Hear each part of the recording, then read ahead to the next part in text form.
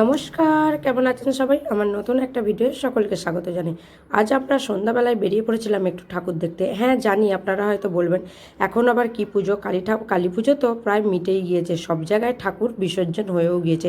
আসলে এই ঠাকুরটা আমাদের সিঙ্গুরের এখানে সবথেকে বড় পুজো, যেটাকে 12 হাত কালী বলা হয়। 12 ফুট উচ্চতা বিশিষ্ট এই ঠাকুরটা এখানে সবথেকে জাঁকজমকপূর্ণ পুজো। তাই এটার এখনও বিসর্জন হয়নি, এটা বিসর্জন হবে রবিবারে।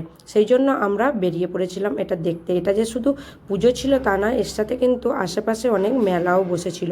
আসলে কি বলুন তো, সেই দুর্গাপুজো থেকে কালী পুজো পর্যন্ত এই বছরের সময়টা আমাদের ঠিক ভালো যাচ্ছে না।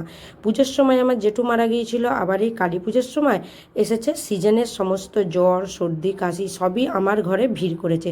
তো কি করব, তারই মধ্যে একটু পূজা আজাটা দেখতে যেতেই হবে, মেলা খেলায় তো যেতেই হবে। একটু সুস্থ হতেই আমি আমার বরের সাথে বেরিয়ে পড়েছিলাম। এই দেখুন, এখানে কিন্তু অনেক মেলাও বসেছিল, সেখানে টুকটাক মেয়েদের হেয়ার ব্যান্ড একটু আধটু টুকটাক জিনিস কিনে কেটে নিলাম। এবং এখানে আবার মেয়ে আমার মিকি মাউসটায় জাম্প করার জন্য অনেকক্ষণ ধরে বায়না করছিল, তো একটুখানি তুলে দিলাম। আসলে ওরও ছিল জ্বর, সেই জন্য বেশি লাফাতে দিইনি। তারপর পুজো থেকেই বায়না ধরেছিল মেহেন্দি করবে, আমার আর সময় হয়ে ওঠেনি যে ওর হাতে মেহেন্দি করে দেবো। তো এখানে যখন দেখতে পেলাম সেই জন্য কিনেই ওর হাতে মেহেন্দি করে দিলাম। ছোট্ট ছোট্ট হাতে মেহেন্দিটা বেশ ভালো লাগছিল, আর আঙুলগুলো এত ছোট ছোট ছিল যে মেহেন্দিগুলো ঠিকঠাক ধরছিল না। তবু ঠেলে গুজে এদিক ওদিক করে হাতটাকে কিন্তু সুন্দর করে সাজিয়ে দিয়েছিল। তো চলুন, আজকে হয়তো হয়ে গেল আজকের মতো ঠাকুর দেখা, এবার বাড়ির দিকে ফেরা যাক। এখন অনেকটা রাতও হয়ে গেছে। তো ভিডিওটা কেমন লাগলো অবশ্যই জানাবেন। চলুন, ততক্ষণের জন্য টাটা।